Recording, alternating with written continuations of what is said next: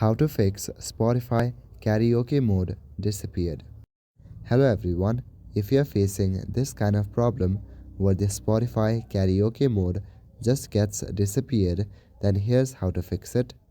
Firstly, open App Store or Google Play Store on your device. Now search for the Spotify app and look for updates. If there are updates available, then update it, or else go back to your home page. Now from your home page, navigate to the Spotify app. Open the Spotify app on your device. But before that, open Settings on your device. In Settings, go to your Wi-Fi option. Make sure that you have a good internet connection.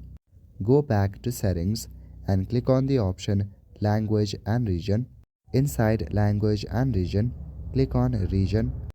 Now in most of the region, the karaoke mode is not available. So select a region where the karaoke mode is available. You can check the availability on Google. Open Spotify on your device, tap on the profile icon at the top left corner and go to Settings. Click on Log Out to log out from your account. After that, restart your device and log in to Spotify. So that is it for this video. I will see you in the next one. Thank you.